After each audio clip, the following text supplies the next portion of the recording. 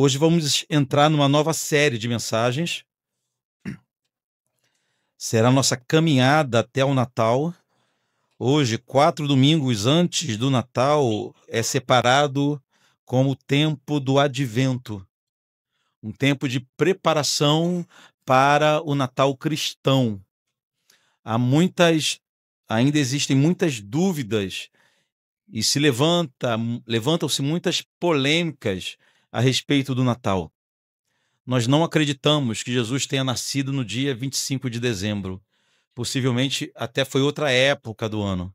Mas é a data que nós separamos para celebrar não um simples nascimento, mas a encarnação do Verbo, quando Deus se fez homem. Se você não julga importante celebrar esse ato, há algo estranho nisso, não é verdade? Pastor, originalmente essa data era uma data pagã, oferecida. Qual era o nome do homem? Ao Deus Sol. Cara, nem existe ele. Ele nem existe, era tudo mentira, nem existe. Ainda que tenha a data em si tenha tido uma origem pagã, nós podemos redimir essa oportunidade, redimir essa data, digamos assim. O melhor exemplo que eu gosto de dar para encerrar toda a discussão, nós não iremos tratar desse assunto novamente, é o carnaval. O que é o carnaval senão uma festa da carne, não é verdade? Agora imagine você se com o passar dos séculos a sociedade for se interessando cada vez menos pelo carnaval, ao ponto que a igreja vá se apossando cada vez mais dessa data, com retiro espiritual, com avivamento, com congresso, e chegar daqui a muitos anos, é hipótese isso, né? A sociedade não liga mais para o carnaval ao ponto da igreja ter se apossado dessa data. Imagina, vai sempre aparecer algum chato dizendo, mas sabia que originalmente essa data aí tinha até baile lá no Scala, era uma coisa horrível. Sempre vai aparecer alguém falando isso, sem entender que nós temos essa oportunidade de, ao longo da história, redimir muitos elementos da própria cultura e da própria história. Tá bom? Então você é convidado a celebrar conosco a vinda dele, quando ele encarnou como bebê, e também a última vinda dele, quando ele voltará para nos buscar. É o que nós nos dedicamos a meditar ao longo desse período. E vamos fazer isso utilizando o livro de Ruth. 4 exposições no livro de Ruth até o último domingo nessa série intitulada Advento. Abra tua Bíblia no livro de Ruth. O título de hoje é O Deus da Providência. Ruth, capítulo 1. Eu vou ler apenas o versículo 1 e o 2, mas nós iremos fazer a exposição de todo o capítulo 1. Então vou ler os 2 primeiros versículos e você vai manter a tua Bíblia aberta. Tudo bem? Diz assim a palavra de Deus. Nos dias em que julgavam os juízes, houve fome na terra. E um homem de Belém de Judá saiu a habitar na terra de Moabe com sua mulher e seus 2 filhos. Este homem se chamava Elimeleque e sua mulher Noemi. Os filhos se chamavam Malom e Quilion, efrateus de Belém de Judá. Vieram à terra de Moabe e ficaram ali. Vamos falar com Deus? Pai querido, nesse momento nós clamamos, Senhor, que o Senhor venha falar conosco através de Tua palavra. Nós clamamos que o Senhor nos dê iluminação para que consigamos entender a Tua palavra, Pai. Pai querido, que todas as minhas limitações não sejam suficientes para impedir a Tua igreja de ser edificada nessa manhã e o Teu nome glorificado aqui, como sempre acontece, sempre que nos reunimos aqui nesse lugar. É em nome de Jesus que nós oramos. Amém, amém. A história narrada no livro de Ruth aconteceu em um dos períodos mais sombrios da história de Israel. Um período de aproximadamente 300 anos. Muito tempo, não é verdade? 3 séculos sem uma liderança nacional. Esse período se estende desde a morte de Josué, o último grande líder nacional, até a instauração da monarquia com o rei Saul. Um período longo, um período estranho. O que aconteceu nesse período está narrado no livro de Juízes, um livro anterior ao livro de Ruth. Vamos lembrar, queridos, que a geração de Josué era constituída de homens nobres, homens da estatura de Josué, da estatura de Calebe, homens que viram, e quando falo homens, estou falando no geral, homens e mulheres que viram as grandes obras que o Senhor realizou ao longo do deserto. Uma geração que nasceu no deserto e foi moldada no deserto, debaixo de dificuldades, de lutas, mas também de grandes milagres de Deus. Haja vista que milagres que aconteceram no deserto, ações sobrenaturais de Deus no deserto, algumas delas, jamais se repetiu na história da humanidade. Essa geração que atravessou o deserto, entrou em Canaã, é a mesma geração que pelejou pela terra de Canaã. 7 povos habitavam em Canaã e tiveram que ser tirados, expulsos. Nem tanto assim, né? Alguns permaneceram lá. Mas a mesma geração das guerras da conquista. Mas, irmãos, assim que a geração de Josué e Calebe passou, o povo se desviou. O iniciozinho do livro de Juízes narra exatamente isso. Diz que levantou-se uma geração que não conhecia Deus. Não sabemos o porquê. O mais provável é que essa geração de ouro de Josué e Calebe tenham sido excepcionais em tudo, menos em transmitir a palavra de Deus aos seus filhos. Pode ter acontecido isso. Mas o fato é que, depois que aquela geração passou, as duas grandes marcas do povo passaram a ser a desunião e a idolatria. Havia guerra entre tribos, irmãs. Começaram a fazer exatamente o que o Senhor disse para que eles não fizessem, que era copiar a religiosidade dos pagãos daquela terra. Um povo desunido e agora idólatra também. O povo de Deus, por exemplo, passou a adorar um ídolo chamado Baal, que vai ser a pedra de tropeço na história de Israel por muitos séculos. Eles se voltavam para o Senhor apenas nos dias de crise. Quando eles estavam em crise, vê-se alguma familiaridade com nossos dias. Quando eles estavam em crise, eles se voltavam e buscavam o Senhor. Mas na prosperidade eles adoravam Baal. Mas toda vez que eles caíam em decadência e os inimigos os oprimiam, porque parecia um roteiro pré-estabelecido. Eles clamavam ao Senhor, o Senhor os perdoava e lhes dava prosperidade. Na prosperidade eles se voltavam para Baal. Por se voltarem para Baal, o Senhor os castigava enviando inimigos para os oprimir.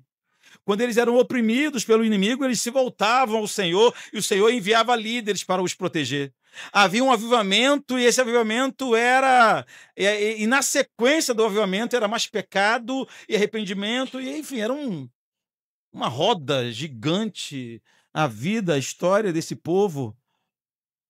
Esses líderes que o Senhor levantava toda vez que o povo se voltava para Deus, esses líderes que os livrava dos seus inimigos, na Bíblia são chamados de juízes. Servos e servas de Deus como Gideão, Jefté, Débora, Sansão e tantos outros foram líderes que o Senhor levantou para, em algum momento da história, livrar o seu povo desses dias sombrios. Há histórias tristes demais nesse período.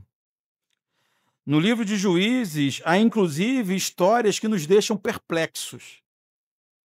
Traições, assassinatos, guerra entre tribos irmãs, imoralidade, estupro coletivo e muitas outras formas de violência, tudo narrado no livro de Juízes. O último versículo do livro de Juízes resume muito bem esse período.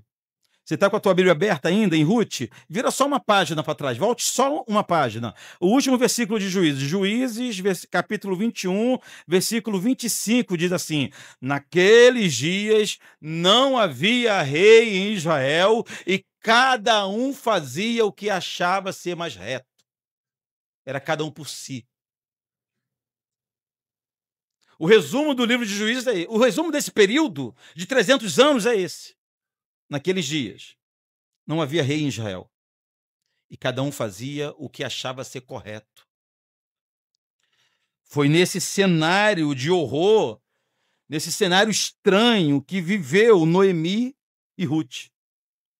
A história de Ruth surge como uma gota de esperança no meio de histórias tão sombrias. Não foi à toa que o pastor John McAllister disse que o livro de Ruth é um farol de esperança em meio a profundas trevas. É um alívio. Você acaba de ler o livro de Juízes, espantado. Aí vem Ruth, trazendo um doce, né? Um adocicado a essa história. Esse primeiro capítulo, que é o que nós iremos tratar hoje, pode ser dividido apenas por questões didáticas, né? Em 3 partes, em 3 cenas, já que estamos falando de uma história.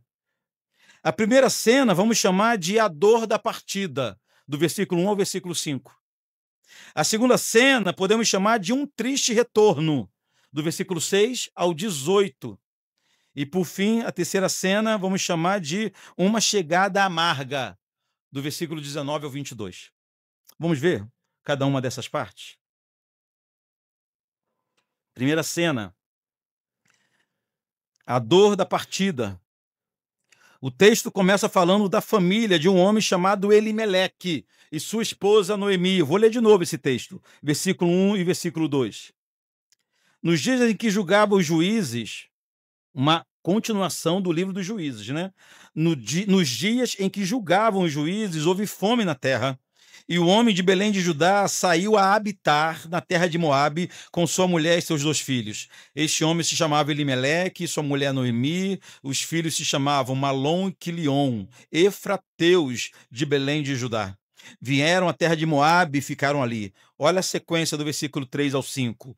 Morreu Elimeleque, marido de Noemi, e ficou ela com seus 2 filhos, os quais casaram com mulheres de moabitas. Era o nome de uma Orfa e o nome da outra Ruth. E ficaram ali quase 10 anos. Morreram também ambos, Malom e Quilion, ficando assim a mulher desamparada de seus 2 filhos e de seu marido. Esse é o resumo da história dessa família. Vamos tentar conhecer melhor essa família. Primeiro, Elimeleque tinha uma família próspera. Mais adiante, no próprio texto, a gente vai ver que Noemi vai reconhecer que quando eles saíram de Belém, eles tinham recursos, tinham dinheiro. Além de ser uma família próspera, essa família era uma família que guardava algum nível de fidelidade a Deus, mesmo em tempos tão sombrios, tão difíceis. Isso nós sabemos porque o nome Elimeleque significa meu Deus é rei. Um nome típico de alguém que conhecia o Deus de Israel. O nome típico de alguém que tinha aliança com Deus de Israel. Então, mesmo em um cenário caótico, irmãos, de idolatria, de imoralidade, essa família guardava traços de uma família aliançada com Deus. Então, é uma família próspera, uma família com algum nível de fidelidade ao Senhor, mas uma família que passava também por terríveis sofrimentos. Apesar de terem recursos, o texto diz que houve fome na terra. Eles sabiam, irmãos, que o que tinham não daria para muito tempo. Provavelmente faltava pouco para a família de Elimeleque e Noemi também passar fome junto com os demais. E não se brinca com a fome, não é verdade? Eu nunca passei por essa experiência, não sei se alguém aqui já passou. A gente passa por alguma privação, tem algum momento difícil. Agora, passar por período de fome intensa, como acontece ainda hoje em muitas regiões, nós não sabemos exatamente o que isso significa. Apesar dessa família ter recurso, a ideia que nós temos é que eles estavam começando a ficar apavorados, porque sabiam que o recurso iria acabar a qualquer momento. Esse era o retrato dessa família. Algum recurso, alguma fidelidade e debaixo de aflição e de medo. O texto que lemos diz que a família de Elimeleque deixou a Terra Santa, a terra que Deus os deu, e foram para a terra de pagãos, no meio de um povo extremamente perigoso. Algumas tristes ironias nesse ponto. Por exemplo, eles saíram de Belém e foram para Moabe. Não é o que o texto diz? Eles saíram de Belém por causa da fome. O curioso e o irônico aqui é que o nome Belém significa a casa do pão, ou celeiro. É o significado do nome Belém. Ou seja, havia fome na casa do pão. Não havia pão na casa do pão. Não havia alimento no celeiro. Mas para piorar esse contexto, eles foram buscar refúgio em Moabe, dentre os moabitas. Os moabitas eram um povo que sua origem já era pecaminosa. Os moabitas nasceram, preste atenção, a partir de uma relação incestuosa das filhas de Ló com seu pai, depois que embriagaram o seu próprio pai. Um povo não apenas de origem pecaminosa, mas um povo que não tinha aliança nenhuma com o Senhor e viviam em constante guerra contra Deus e contra Israel. Um povo que, além de sua origem, que poderia ter uma origem difícil e uma redenção ao longo da história, mas além de sua origem estranha demais, foi uma pedra no caminho de Israel ao longo de toda a peregrinação. Inclusive, queridos, a lei do Senhor proibia que qualquer habitante, qualquer israelita se associasse aos moabitas. O Senhor proibiu que homens se casassem com as mulheres moabitas. Foi justamente para esse povo que Elimeleque foi e levou seus 2 filhos solteiros. Foi justamente para essa nação que ele foi se refugiar. Ironia isso, não é verdade? Outra grande e triste ironia é que eles, fugindo da morte, foram alcançados pela morte. Eles saíram da Terra Santa para não morrer e morreram. Eles saíram da Terra Santa para não morrer de fome, morreram de outras causas que nem sabemos quais foram. Elimeleque morreu e depois de alguns anos seus filhos também, que já tinham casados com moabitas, também morreram. Não sabemos a causa ou as causas das mortes, só sabemos que esse trecho do livro de Ruth termina, irmãos, de forma muito triste. No versículo 5, diz que Noemi ficou desamparada. Que cena!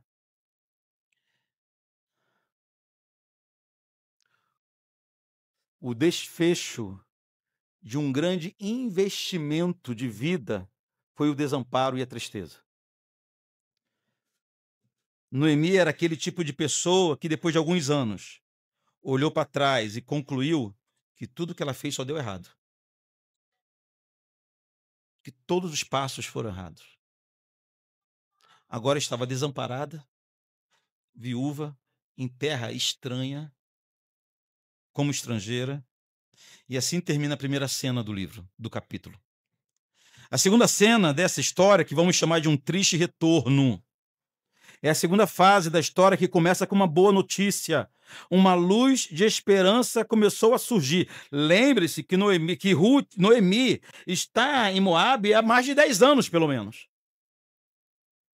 Mas uma luz começa a surgir. Olha o versículo 6. Então se dispôs ela com suas noras a voltar da terra de Moabe, porquanto nesta, ou seja, lá em Moabe, ouviu que o Senhor se lembrara de seu povo, dando-lhe pão. Nós já estamos familiarizados a esse vocabulário, né? Obviamente, o Senhor já tinha mudado a situação lá na Terra Santa. Voltou a chover, voltaram a plantar, voltaram a colher. Ou seja, no pior momento de sua vida, Noemi recebeu uma excelente notícia que estou falando pode ter enchido seu coração de esperança. Nesse ponto do texto, passa a impressão de que a fome que assolava Israel tinha sido enviada pelo Senhor.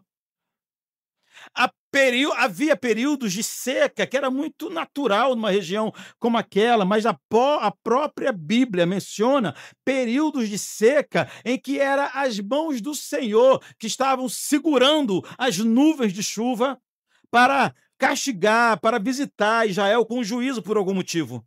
O texto nos passa essa impressão, porque o texto diz que o Senhor se lembrou do seu povo dando-lhe pão. Mas como nós sabemos que Deus não esquece de ninguém, o verbo lembrar só pode significar que Deus decidiu mudar a situação, mudar a sorte do povo. Outra questão é, no momento que Noemi soube que Deus voltou a abençoar a Terra Santa, será, aqui é uma especulação minha, será que ela teve que enfrentar gigantescos pesos de culpa? A culpa por ter tomado decisões erradas na vida, que resultou em grandes tragédias e a levou para o fundo do poço? É possível. Seria muito natural isso acontecer. Ou seja, eu saí, e de onde eu saí, justamente lá o Senhor está abençoando. Agora ela precisava fazer o caminho de volta. Não sabemos, irmãos, se ela teve que lidar com acusações do coração. O texto não diz, mas isso seria muito natural. Seguindo, vamos agora perceber que mesmo depois de toda essa experiência vivida, essa mulher guardou a fé no Senhor. Temos elementos para crer que a fé que eles tinham em Deus era muito frágil quando saíram da Terra Santa por causa da fome. Mas depois de passar por tudo que passou, depois de viver tudo que ela viveu, ela demonstra aqui uma fé mais madura, uma fé mais viva. Percebemos isso em seu tom piedoso, em como ela abençoou suas noras moabitas e tentou despedir suas noras. O tom de Noemi é de uma mulher, uma serva de Deus madura agora, no versículo 7 ao versículo 8. Saiu, pois, ela com suas duas noras do lugar onde estivera, e indo elas caminhando, ou seja, no caminho, de volta para a terra de Judá, disse-lhes Noemi: ide, voltai cada uma à casa da mãe. O Senhor use convosco de benevolência, como vós usastes com os que morreram comigo. Uma palavra de bênção. É como se Noemi dissesse para Ruth e Orfa: minhas filhas, muito obrigado. Daqui para frente eu sigo sozinha. Vocês voltam para casa abençoadas, são moabitas. Não eram mulheres da aliança com Deus, mas Noemi as abençoa para elas voltarem para casa em paz. E ainda clama bênçãos do Senhor sobre a vida dessas mulheres, de novo, moabitas, pagãs, que não tinham aliança com Deus. Noemi não queria se livrar de suas noras. Sogra e noras amavam-se muito para isso. A ideia não era se livrar uma da outra. O que Noemi desejava era preservá-las de mais sofrimento que ainda estava por vir. Noemi não tinha noção do que a esperava em Israel. Noemi seguiu abençoando as duas meninas, versículo 9 e 10. O Senhor vos dê que sejais felizes, cada uma em casa de seu marido, e beijou-as. Elas, porém, choraram em alta voz. Vocês conseguem pensar nessa cena? 3 mulheres chorando, gritando alto no meio do caminho, de tristeza e de emoção. Elas, porém, choraram em alta voz e lhes disseram: não iremos voltar, e iremos contigo ao teu povo. As duas estavam resolutas. Orfa e Ruth estavam decididas a permanecer com Noemi. Nesse momento, Noemi explicou que não havia esperança para elas em Israel. Noemi, conhecedora da lei, sabia que voltando para Israel com 2 moabitas, ela desamparada, sem marido e sem filhos, ela não sabia o que seria de sua vida. Possivelmente ela iria mendigar em Israel. Mas a vida de duas moabitas seria mais difícil ainda, segundo Noemi. Noemi quer preservá-las. A cena segue, irmãos, carregada de emoção. Versículo 14. Então, de novo, choraram em voz alta. Orfa, com um beijo, se despediu de sua sogra. Porém, Ruth se apegou a ela. Preste atenção aqui. Não podemos criticar a decisão final de Orfa. Não podemos. Ela foi convencida por Noemi que deveria voltar.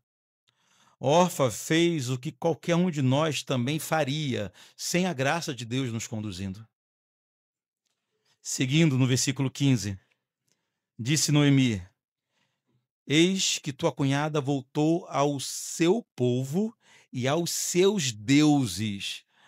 Ainda eram idólatras, né?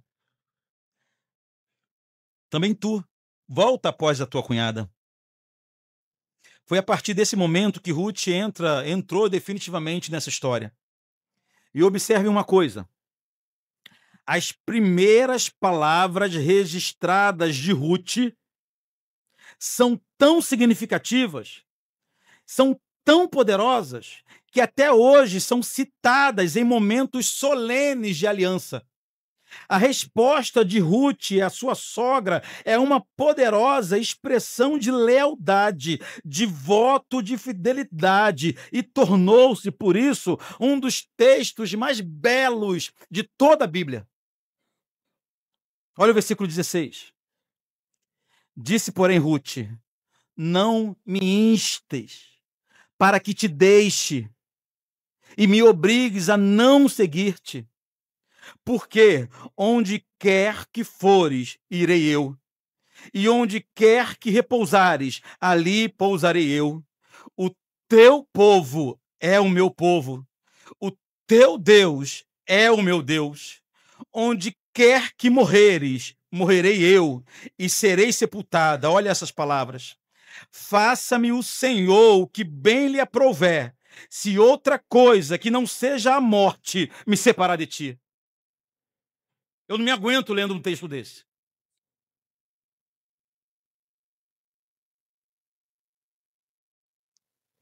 Que resposta! Que expressão de lealdade! Uma disposição para que, se for preciso, morrer, mas não abandonar. Onde você morrer, eu vou me sepultar junto contigo. Ruth não tinha obrigação nenhuma com Noemi. Ruth não precisava passar por aquilo. Ela poderia muito bem voltar para casa, para a sua vida, para a vida que sempre teve. Ela poderia voltar para casa de sua família. Mas ela tinha feito um voto de fidelidade e era um tipo de gente que, depois que assina uma aliança, não volta atrás. Depois que assume um pacto, não volta atrás. Quanta diferença, né? Hoje as pessoas apertam a nossa mão e no momento seguinte nos abandonam. Um ponto que chama atenção aqui é que a moabita, preste atenção, a moabita Ruth já estava convertida. Com essas palavras, Ruth não estava firmando uma aliança apenas com Noemi, mas com essas palavras, Ruth estava também assumindo um compromisso, uma aliança com o povo de Noemi e com o Deus de Noemi. Provavelmente, devido ao contato com Noemi, Ruth já estava familiarizada ao Deus de Israel. Vejam que ela citou o nome próprio de Deus nesse juramento. Quando ela disse: faça-me o Senhor o que bem lhe aprouver. No original é: faça-me Jeová o que bem lhe aprouver. Outra prova da verdadeira conversão é que Ruth não disse que o teu povo será o meu povo e o teu Deus será o meu Deus. Não, ela disse: o teu povo é o meu povo. O teu Deus é o meu Deus. Marcas de uma conversão verdadeira que se deu, não sei em que momento, não sabemos em que momento, mas é evidenciado aqui nesse voto de fidelidade. Esse trecho termina com Noemi desistindo de convencer Ruth a voltar para casa, versículo 18. Vendo, pois, Noemi que de todo estava resolvida a acompanhá-la, deixou-a de insistir com ela. Então entramos na terceira cena desse capítulo, uma chegada amarga, a partir do versículo 19. Então, ambas se foram, até que chegaram em Belém. Sucedeu que, ao chegarem ali, toda a cidade se comoveu por causa delas.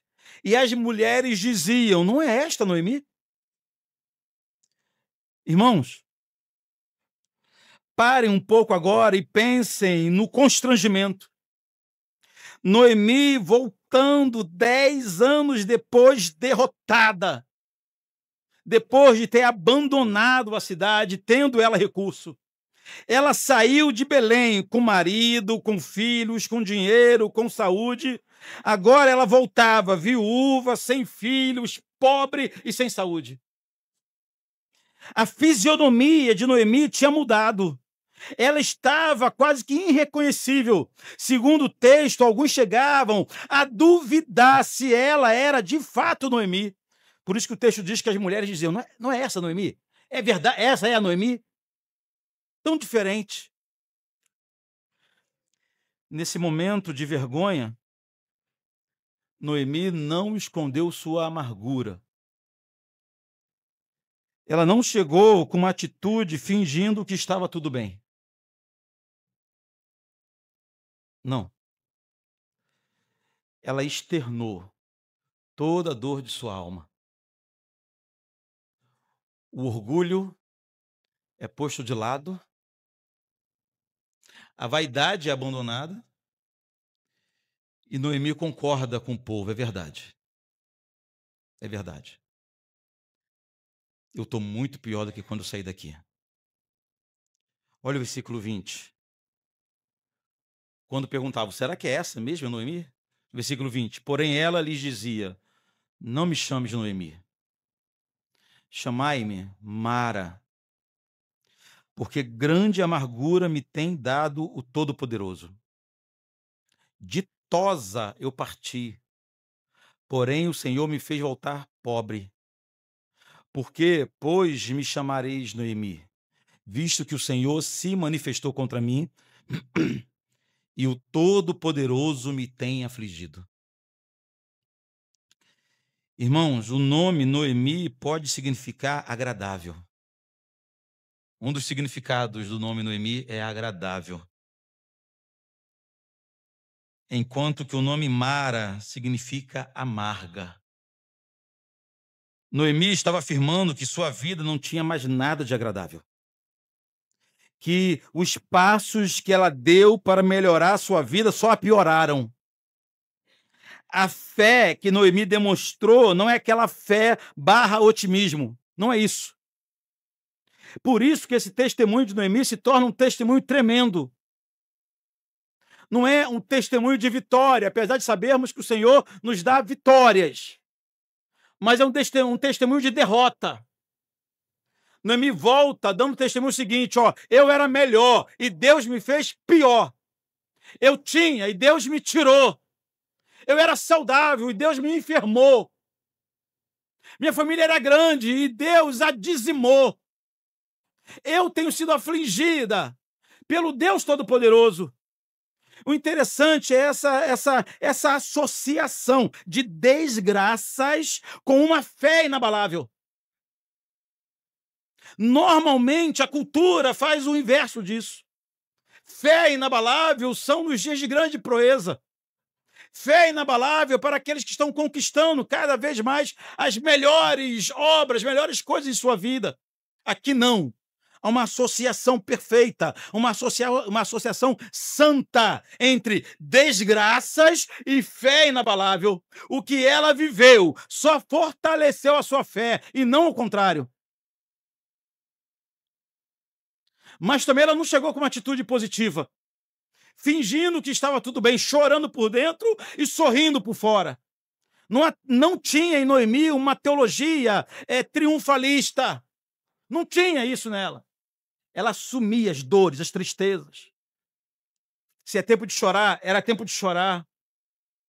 Se é tempo de lamento, é tempo de lamento. É tempo de sofrimento, então soframos. É tempo de vergonha. É tempo, então, de curtir a vergonha.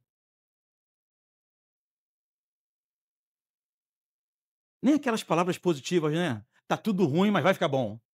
Daqui para frente é só vitória. Agora eu vi uma nova fase, novos rumos, novo começo, nova vitória, nem isso existia.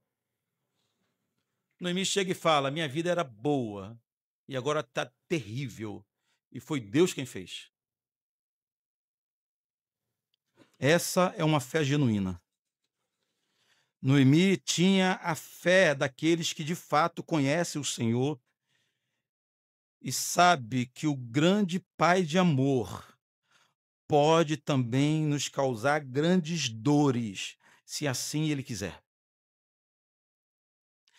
Esse capítulo termina com uma mudança radical de história. Versículo 22. Assim voltou Noemi da terra de Moabe com Rute, sua nora, a Moabita, e chegaram a Belém, no princípio da cega da cevada. Noemi e sua família abandonaram sua terra quando a fome assolava o povo, mas ela voltou justamente na época da colheita. Oh, que maravilha! Estavam nem plantando, já estavam colhendo.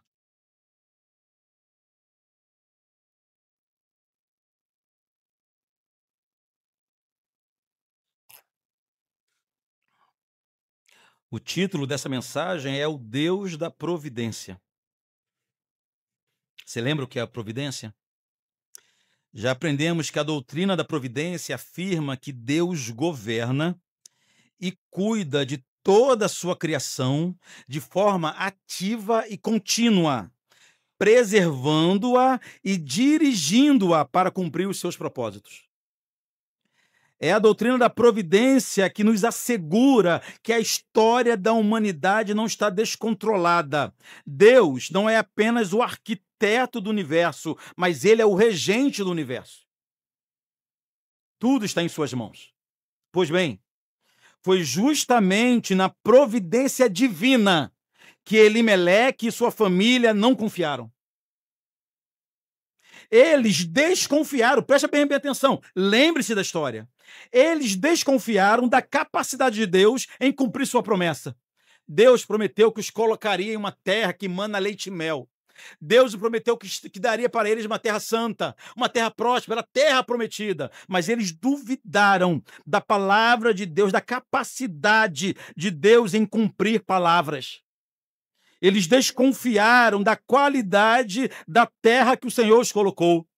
Eles esqueceram que era melhor passar aperto com Deus do que procurar refúgio entre um povo da desobediência. Ou seja, irmãos, por um momento na história, eles esqueceram quem é o Senhor. O grande Deus da providência.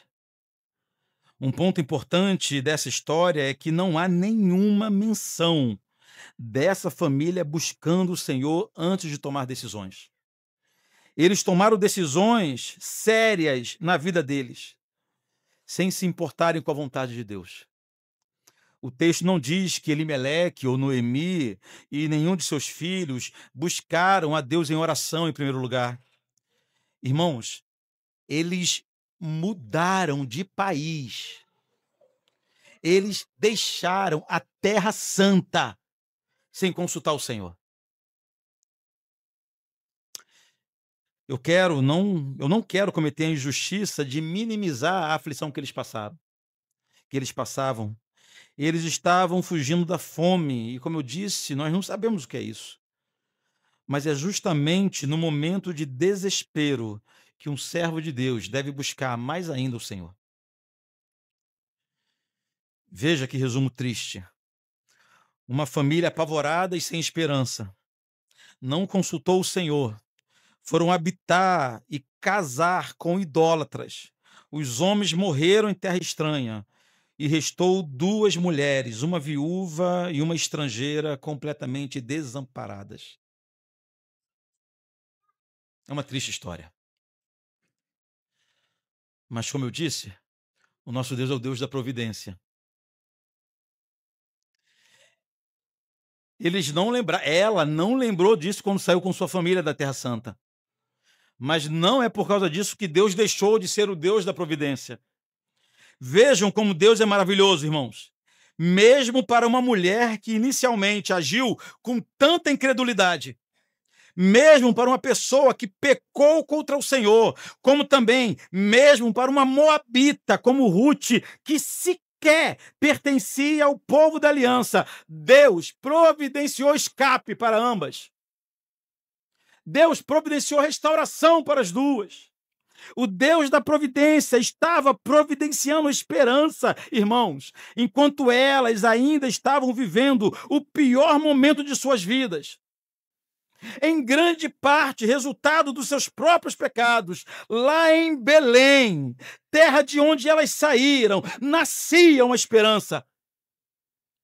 Quando a vida delas estava um caos, quando todos os planos desmoronaram, quando o sofrimento causado por decisões erradas as afligiam, mas principalmente quando o peso da culpa e a vergonha e o pecado as atormentava, Deus estava mudando a história onde? Em Belém de Judá.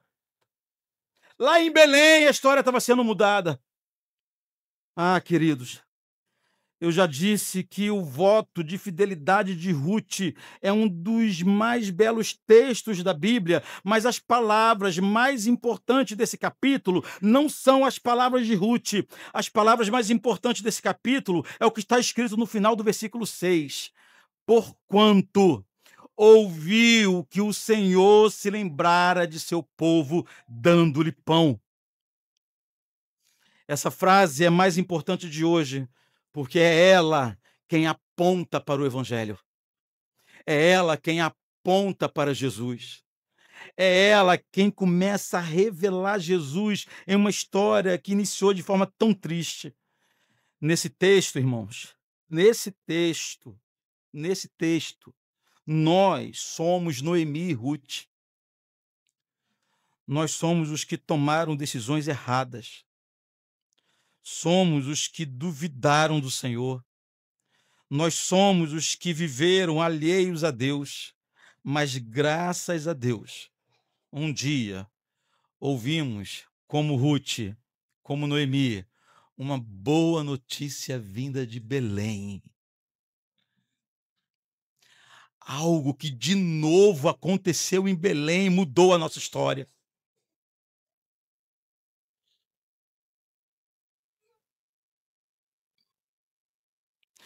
Um dia, as boas notícias, as boas novas vindas de Belém romperam nossa escuridão e dissiparam nossas trevas. Mas, queridos, hoje eu quero ser porta-voz de Deus para uma excelente notícia que também pode mudar a sua vida, caso você ainda ande perdido, como Noemi e Ruth. Na tua vida, se a tua vida é marcada por medo, culpa, angústia, desespero, eu ainda tenho uma excelente notícia para você, vinda de Belém. Abra a tua Bíblia no Evangelho de Lucas.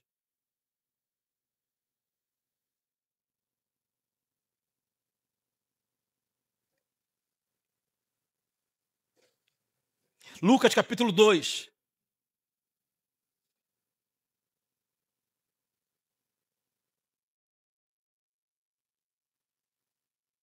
Você achou? Lucas capítulo 2, versículo 8 adiante. Olha o que o texto diz. Havia naquela mesma região pastores que viviam nos campos e guardavam o seu rebanho durante as vigílias da noite. E um anjo do Senhor desceu onde eles estavam, e a glória do Senhor brilhou ao redor deles, e ficaram tomados de grande temor. O anjo, porém, lhes disse, não temais, eis que vos trago boas novas, irmãos, boas novas de grande alegria, que o será para todo povo. E que notícia era essa? Versículo 11, é que hoje vos nasceu na cidade de Davi. Onde é a cidade de Davi? Qual é a cidade de Davi? Belém de Judá. É que hoje vos nasceu na cidade de Davi o Salvador, que é Cristo Senhor. E isso vos será de sinal: encontrareis uma criança envolta em faixas e deitada em manjedoura. E subitamente apareceu com um anjo uma multidão de milícia celestial, louvando a Deus e dizendo: glória a Deus nas maiores alturas, e paz na terra entre os homens a quem ele quer bem. E ausentando-se deles os anjos para o céu, diziam os pastores uns aos outros: vamos até onde? Vamos até Belém e vejamos os acontecimentos que o Senhor nos fez conhecer. Queridos, não tem como a gente não entender que o capítulo 1 de Ruth é uma metáfora da nossa própria história. O texto de hoje diz que o Senhor lembrou do seu povo, dando-lhe pão lá em Belém, enquanto que hoje nós sabemos que o Senhor também lembrou de cada um de nós, nos dando o pão da vida, que nasceu em Belém também. Belém começa a fazer sentido para a gente também. A nossa história é mudada.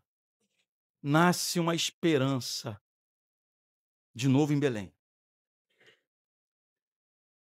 A história de Ruth começou a mudar. A história de Noemi começou a mudar.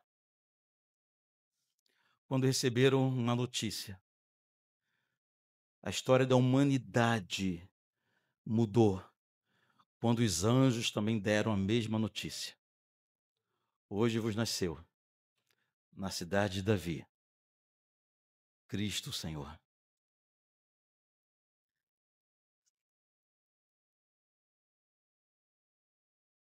Preciso terminar com algumas aplicações. A primeira, quando a adversidade chegar, se é que ainda não chegou, não tome nenhuma decisão sem consultar o Senhor. Se Ele é o teu Senhor, é Ele quem deve reinar, reger a tua história também, e não você, e não eu. Segundo, jamais esqueça que nada foge do domínio de Deus, que tudo faz parte de um grande plano.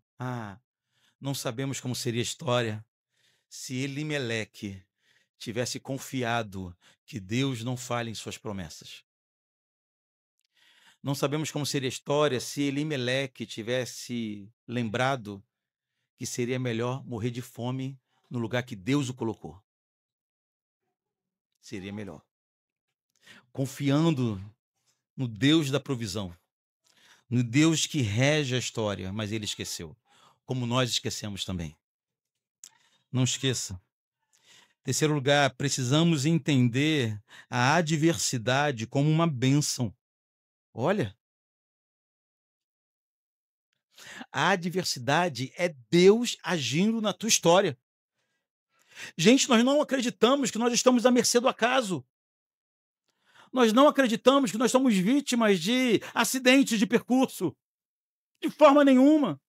Então, mesmo as grandes adversidades que nós temos que enfrentar, é Deus trabalhando. Creia nisso.